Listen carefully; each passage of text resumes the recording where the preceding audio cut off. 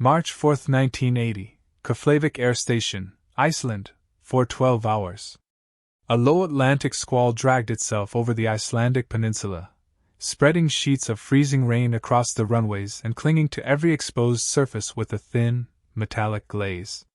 Visibility fluctuated between a few hundred meters and complete whiteout as wind-driven fog pushed through the perimeter fences in uneven pulses. The night shift security lights flickered under the strain of the storm, their glow refracted into a blurred halo by the mist that rolled across the tarmac. Inside the primary radar facility, the atmosphere was as cold as the weather outside. The console room hummed with the steady, low-frequency pulse of antiquated monitoring equipment mixed with the intermittent crackle of radio static from the HF receivers. Banks of cathode ray displays blinked their green sweep lines across the darkened space, illuminating the faces of the technicians with a muted phosphorescent sheen. Every few minutes, a distant rumble sounded as an aircraft engine spooled somewhere on the flight line, though none were scheduled for departure during these hours. The operators at Keflavik had learned to treat such sounds with caution. The early months of 1980 had seen a rise in Soviet long-range aviation flights probing the edges of NATO airspace. Across the Greenland, Iceland, UK gap, tensions flickered like the storm-racked lights outside. Each intrusion could be a reconnaissance mission, a navigational error, or the deliberate testing of Western response times. In return, NATO patrols skirted Soviet defenses in the Barents and Norwegian seas, never crossing the threshold but always close enough to be noticed. On this particular morning, the facility's atmosphere carried a sense of expectant restraint. The night watch spoke little. The storm muted sound, but it also heightened awareness. Each radar sweep felt heavier, as though the equipment were wading through the same fog that engulfed the airfield. At Console 3, an air surveillance technician leaned closer to his screen. For the past several minutes, an anomalous return had been appearing for a fraction of each sweep, too faint for a commercial flight, too inconsistent for a weather phenomenon. He made no announcement. Not yet. He adjusted the gain and recentered his sector. The return appeared again, this time sharper, more coherent. 2 rooms away, the duty controller reviewed readiness logs for the 57th Fighter Interceptor Squadron. On the flight line, their F-4E Phantom IIs sat chained to the ground against the rising wind, painted in the gray tones of northern operations. But the controller's attention had been repeatedly drawn to a different set of documents over the past months. Briefing papers regarding the gradual introduction of the F-16A Fighting Falcon into NATO air defense planning. The aircraft was newer, lighter, and more maneuverable than the older Phantoms, and though only a handful were present on the base for evaluation and joint training, their presence had not gone unnoticed by the Soviets. Across the Arctic Circle, on the Kola Peninsula, Soviet radar crews operated with similar vigilance. In a fortified bunker near the settlement of Afrikanda, the duty officer of the PVO, Air Defense Forces, shifted uncomfortably as he scanned a series of returns near the Greenland, Iceland, UK air corridor. The storm distorted signals, and the northern aurora's residual interference complicated matters further. Still, he marked each contact with methodical precision. One track in particular, a faint, high-altitude signature, presented an unusual flight behavior, rising and falling in altitude too gradually for normal patrol aircraft. He flagged it for later review. In the Soviet Naval District headquarters at Severomorsk, the Northern Fleet's operations staff monitored their long-range aviation movements with meticulous attention. A pair of Tu-95 reconnaissance aircraft had departed earlier in the night, bound for a patrol arc south of Jan Mayen. Their route would bring them within several hundred kilometers of NATO-monitored airspace. Standard procedure dictated that U.S. or Allied fighters would almost certainly scramble to identify them visually. Such interactions were usually uneventful, though either side fully trusted the other's intentions. Back at Keflavik, the technician at Console 3 finally spoke. "Possible track at 274," he said, eyes fixed on the faint blip. "Range approximately 150 nautical miles. Signal unstable." The senior controller approached. He studied the screen for several seconds. The return flickered with irregular strength, vanishing briefly before reappearing slightly north of its last position. Could be atmospheric scatter, he muttered, though the tone of his voice betrayed uncertainty. Or a high-altitude platform, the technician replied. The controller straightened. Log it. Maintain watch. Despite the ambiguous reading, no alarms were triggered. Storms frequently played tricks on the radar system, and the facility had learned to treat faint anomalies with caution rather than urgency. Yet, the technician continued to observe the intermittent signal with a creeping sense of unease. Something about its behavior felt deliberate, its shifts in position, its appearance at near regular intervals, and its gradual drift toward a corridor often used by Soviet reconnaissance flights. On the far side of the facility, a maintenance officer stepped outside for a brief inspection of the runway lighting array. The wind knifed across the airfield, dragging sheets of icy rain along the concrete. Through the fog, he could barely make out the silhouette of an aircraft shelter where, beneath heavy canvas covers, one of the visiting F-16A aircraft sat secured. The maintenance team had finished a minor avionics inspection earlier in the night. According to the schedule, it would remain grounded until the weather stabilized.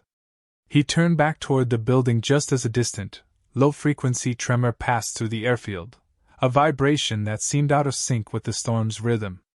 It lasted only a second, then vanished into the wind. Inside, at Console 3, the anomalous return abruptly resolved into a clearer contact. No one yet understood what it represented. But the escalation had quietly begun. The anomalous radar return held steady for nearly 2 minutes, long enough for the duty controller at Keflavik to elevate his assessment. By 4:29 hours, the storm had intensified, and the CAC, Control and Alert Center, struggled to distinguish transitory clutter from legitimate tracks.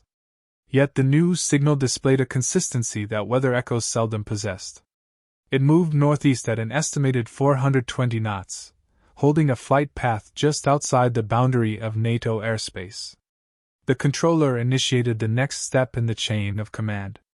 Notify SOC, he instructed, referring to the Sector Operations Center responsible for coordinating Icelandic air defense. A communications specialist acknowledged and keyed in the encrypted link. Within minutes, the SOC confirmed that no Allied aircraft were scheduled in the area. A second verification with NORAD channels produced the same result. The track was either Soviet or unknown. Given the worsening conditions, standard protocol favored caution rather than swift interception. Still, 2 aircraft were placed on heightened readiness, condition Delta, in their shelters on the far side of the airfield. Mechanics, already struggling in the gale, began preparing the fighters for possible launch. One of the aircraft was an aging F-40 Phantom II, the other, an F-16A Fighting Falcon assigned to an evaluation detachment. The latter was not intended for frontline intercept duty that morning. Yet, in the fluid arithmetic of Cold War air defense, availability occasionally outweighed planning. Inside the radar room, the track shifted again. The blip climbed, then settled at roughly 29,000 feet. A storm-driven flutter distorted the return, but its overall movement suggested a large aircraft rather than a small tactical jet. Possibly a bear, one technician whispered, referring to the Soviet Tu-95. If so, it's early, the senior controller replied. Too early. Across the Norwegian Sea, aboard a Soviet Tu-95 RT reconnaissance aircraft, the flight navigator monitored his instruments with growing concern. The storm had stretched farther south than predicted, and the aircraft's new position placed it closer to NATO radar coverage than intended. The crew maintained radio silence, following a pre-approved route intended to test the responsiveness of Iceland-based interceptors. But the weather's unpredictability had skewed their fuel calculations and timing. The navigator noted the deviation and quietly adjusted the flight computer's inputs. The pilot noticed the correction. Drift? He asked. Minor, the navigator replied. With intolerance. Still, the deviation nudged them toward the Icelandic Air Defense Identification Zone. Back at Keflavik, the senior controller weighed his options. A second radar anomaly had appeared, faint, intermittent, but rising in altitude just south of the primary contact. If related, the pair could represent a formation, possibly an escort. If unrelated, the second contact might be nothing more than turbulent interference. The difference was critical, yet indistinguishable. He approached the encrypted phone and spoke calmly but firmly. Request scramble authorization. Authorization came at 4:41 hours.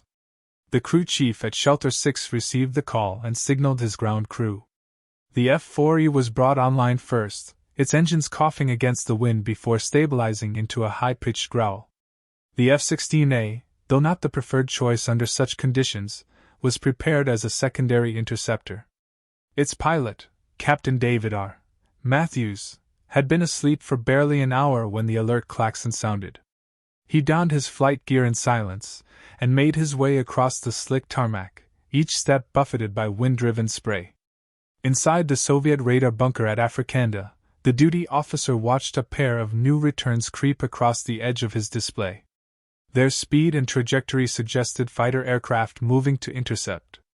He informed the senior officer, who listened without comment before issuing a terse instruction. Maintain standard reporting. No deviation. On the Soviet side, there was no intention to escalate. The reconnaissance mission was routine, if such a term could be applied to Cold War patrols. But the weather's distortion of radar and communications increased the potential for misinterpretation. The Soviets had no knowledge of the F-16's presence at Keflavik, nor of its capabilities. In their internal assessments, the aircraft's extreme maneuverability was considered impressive but bounded by aerodynamic limitations acknowledged within Soviet aviation doctrine. Any sudden increase in NATO performance would therefore be scrutinized. Back on the airfield, Captain Matthews climbed into the F-16 cockpit. The canopy lowered with a mechanical whisper, sealing him from the storm. His headset crackled with brief instructions. You are secondary. Launch only if the Phantom cannot complete intercept. Understood, Matthews replied. On the far end of the runway, the F-4E began taxiing through the fog, its twin tails barely visible in the swirling rain. Lightning flickered beyond the hills to the southeast, illuminating the horizon in brief, pale flashes. Matthews watched as the Phantom turned onto the runway's centerline. Suddenly, the storm intensified again, and a wave of crosswind hit the runway with enough force to momentarily destabilize the F-4E. Tower personnel hesitated. Wind shear increasing, one controller warned. Hold the launch, came the order. The Phantom braked. Its engines continued to roar against the storm, but the launch conditions were no longer within safe limits. That left only the F-16A. The tower relayed the change. Falcon 1, prepare for immediate departure. Matthews swallowed hard, adjusted his oxygen mask, and began powering through the checklist with steady precision. Both sides were now fully alert. Both sides believed they were responding defensively. Neither understood the other's intentions. At 4:56 hours, the F-16 taxied into position through the storm's freezing curtain. The winds howled across the airfield. The runway lights flickered. Radar operators on both sides watched their scopes with mounting tension. And somewhere above the Norwegian Sea, a Soviet crew adjusted their heading, unknowingly drawing closer to confrontation. At 5:02 hours, the F-16 surged down the rain-slick runway, its afterburner igniting in a brilliant plume that briefly illuminated the storm. Captain David R. Matthews kept the aircraft aligned against the force of crosswinds that clawed at the stabilizers. The instant the jet reached rotation speed, he pulled gently on the stick. The nose lifted. The aircraft broke free of the ground and climbed into a wall of wind-swept fog. Inside the cockpit, visibility collapsed to near zero. The artificial horizon flickered as turbulence rattled the airframe. Matthews steadied the controls, letting his instruments guide him upward through the storm layers. Within seconds, the aircraft broke through the highest bank of cloud and emerged into a dim, pre-dawn expanse. The storm churned below like a vast, shifting plane of shadow. Falcon 1, continue climb to Angels 29. The controller's voice crackled through the headset. Primary contact bearing 270 at 180 nautical miles. Matthews acknowledged and advanced the throttle.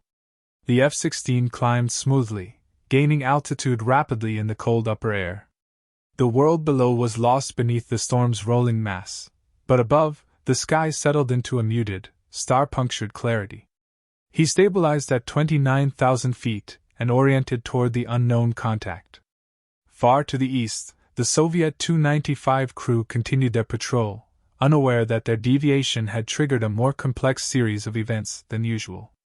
The aircraft's powerful turboprop engines droned, shaking the fuselage in a low, resonant vibration. The co-pilot scanned the forward arc through intermittent frost-flecked windows. Approaching interception zone, the navigator noted quietly. All protocol as briefed, the pilot replied. At the same time, the Soviet PVO radar operator at Africanda observed two rapid-speed tracks moving from Iceland. One track, the F-40 Phantom, had ceased movement, likely grounded by weather. But the second track, unknown to them as an F-16A, continued climbing at a rate that drew attention. "That one is accelerating unusually fast," the operator murmured. The duty officer leaned closer. "Unusually for a Phantom, perhaps," he said. "But not for the smaller NATO fighter." Still, he made a note of the climb profile. It exceeded projections for U.S. airframes they expected from the Iceland station. By 5:18 hours, Matthews had reached the intercept corridor. The primary Soviet contact appeared on his radar for the first time, low resolution, broad signature, consistent with a large airframe. The storm interference degraded the picture, but its altitude and speed matched the presumed Tu-95. "Contact acquired," Matthews reported. "We copy," the controller replied. "Rules of engagement remain visual identification only. Maintain separation." Matthews eased the throttle, preparing to descend toward the contact's altitude. His heart rate remained steady, though the storm's electrical interference sent faint pops of static through his radio. His heads-up display flickered intermittently, normal under these conditions, but never welcome. As the distance closed to fewer than 8 nautical miles, the Tu-95's onboard radar warning receiver detected a brief spike of emission. "Possible interceptor approaching from northwest," the navigator reported. The pilot gave a curt nod. "Proceed as planned. No deviation." The Tu-95 maintained its course, engines droning in their signature counter-rotating rhythm. Matthews descended through a thinner layer of cloud, and the Soviet aircraft emerged ahead, dark silhouette against a faint line of sunrise. He approached from slightly below and behind, the standard identification position. As he closed to visual range, he radioed in. "Falcon 1, tally. Tu-95 confirmed." The Tu-95 crew sighted him moments later. The co-pilot leaned forward. "Fighter below port side," he announced. The pilot raised his binocular periscope. "Not a Phantom," he said. "Single tail, small airframe, likely F-16. For a moment the cockpit fell silent. The Soviets were aware that the aircraft existed, but encountering one in the northern patrol zones was unexpected. Standard procedure dictated photographing the interceptor through the onboard sensors. The crew aligned a camera system. Matthews held position, sliding gently along the bomber's port side. The Soviet gunners tracked him through their observation ports but made no aggressive moves. The storm clouds below billowed upward like dark towers. Lightning flickered inside them, illuminating the aircraft in blue flashes. Then the turbulence hit. A sudden column of rising air surged up the bomber's flank. The Tu-95 lurched, its left wing lifting abruptly. Matthews reacted instantly, banking to avoid an unintentional collision. The F-16 rolled sharply right, then corrected. But the Soviets misread the maneuver.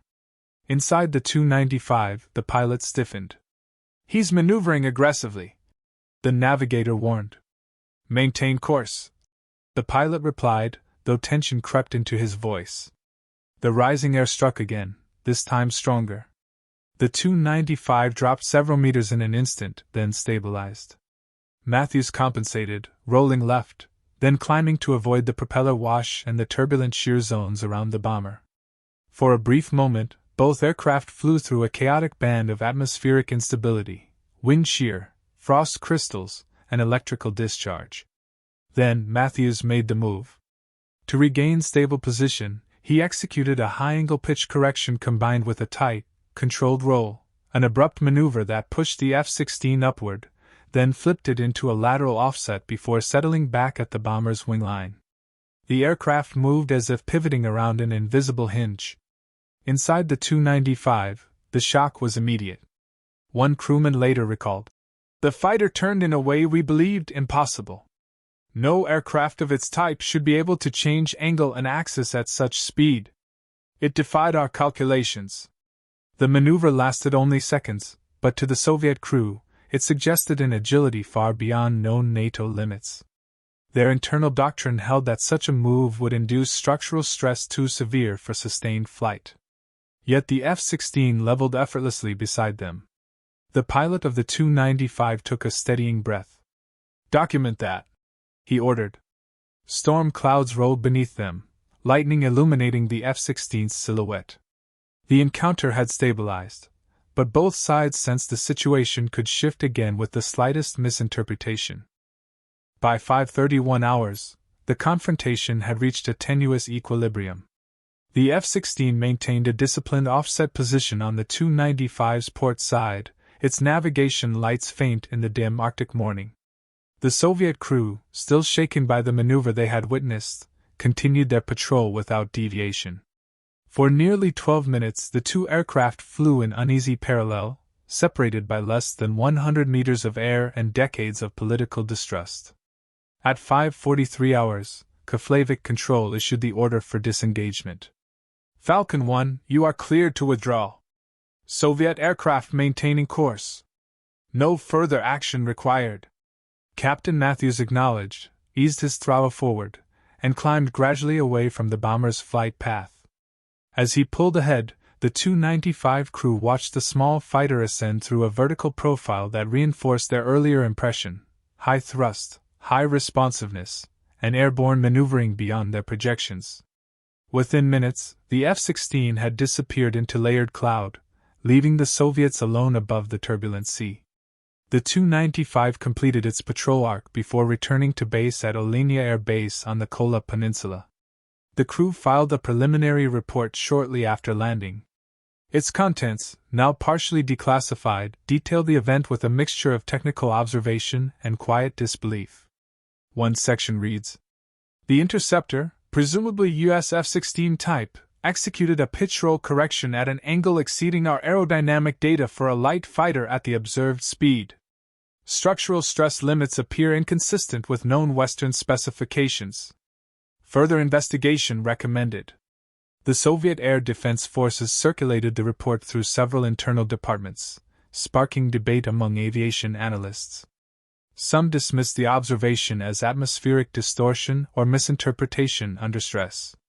Others pointed to the increasing capability of Western composite materials and fly-by-wire control systems, which the USSR did not yet fully understand. The internal disagreement persisted quietly for months. Meanwhile, at Keflavik, debriefing proceeded with equal formality but far less excitement. Matthews provided a calm account of the interception, noting the turbulence and the evasive correction he had executed to maintain safe separation. He regarded the maneuver as routine, something any trained F-16 pilot would do when encountering sudden shear near a large, propeller-driven aircraft. The flight examiner listening to the recording agreed. "Within normal parameters," he remarked. "Nothing unusual." But the storm, the radar interference, and the Soviet crew's vantage point had created conditions where perception diverged sharply from intention. Later that day, at NORAD's European desk, analysts reviewed the radar logs and the F-16's post-flight telemetry. Their assessment confirmed that Matthews had remained well within the aircraft's structural limits. Even the pitch angle, steep by older standards, was typical for the airframe. The incident was marked as a standard intercept under degraded weather conditions, and filed accordingly. Yet fragments of the event resurfaced in intelligence channels. In mid-April 1980, a confidential memo from the CIA's Directorate of Science and Technology summarized intercepted communications from the Soviet aviation research centers. Portions of the memo, declassified decades later, reveal growing Soviet concern. Soviet PVO analysts are revising their understanding of U.S. fighter maneuver envelopes. Reports from Northern Fleet aviation units suggest the F-16 platform may possess unique high-angle control capabilities not accounted for in existing models. Analysts recommend accelerated review of aerodynamic stability assumptions and comparative assessments. The memo circulated internally. It was never escalated into a broader strategic concern, but it contributed to an emerging picture. The Soviets were recalibrating their expectations of Western aircraft agility, especially those with digital flight control systems. In Moscow, the Ministry of Aviation Industry convened a small technical group to review aerodynamic predictions for future Soviet fighters. Though the Tu-95 incident was only one data point, it reinforced the urgency behind projects already underway, efforts that would later influence the design philosophy of aircraft such as the MiG-29 and Su-27, both intended to compete with NATO's maneuverable fighters. For the Americans, the encounter faded into routine operational history. The storm, the deviation, the intercept, each component fit neatly within the established framework of Cold War aerial cat-and-mouse games. Even Matthews remained unaware for years that his corrective maneuver had triggered discussions deep within Soviet research institutes. It was only after the dissolution of the Soviet Union that partial accounts emerged from former PVO personnel. In interviews conducted in the late 1990s, several officers described their surprise at the maneuver. One retired radar officer stated, "At that time, we believed no Western fighter could sustain that angle change at such proximity without losing stability. When we studied the reports, it challenged some of our assumptions. We wondered what else the Americans were hiding." Of course, the Americans were hiding nothing, at least nothing beyond the inherent performance of an F-16 flown by a disciplined pilot in a violent storm. But Cold War dynamics ensured that even ordinary actions could appear extraordinary when viewed through the distorting lens of limited intelligence and constant suspicion. In 2004, another set of Soviet documents was released. Buried among them was a technical note referencing the 1980 Iceland encounter. Observation of NATO fighter capability indicates deviation from predicted stability thresholds. Recommend continued study of Western control surface harmonization and electronic flight input systems. The document ended abruptly, with no follow-up. Today, the event remains largely unknown outside specialized circles. It produced no diplomatic crisis, no public statements, no formal protest. Yet its effects subtly rippled through defense analyses on both sides, an incident where atmospheric turbulence, timing, and human perception combined to create an impression of near-impossible aerobatic capability. The truth was simpler: a single maneuver conducted in violent weather, seen from a vantage point ill-suited for precise interpretation. Still, the legacy endures. In the fragile airspace between Iceland and the Norwegian Sea, where cloud and darkness once separated two superpowers, a brief moment of misread motion contributed to a cascade of assumptions that influenced design studies, intelligence notes, and tactical expectations for years afterward. And in the vast archive of Cold War incidents, many still sealed, many forgotten, this one rests quietly, its full significance known only through the sparse lines of declassified pages and the fading memories of those who watched an F-16 move in a way they never believed possible.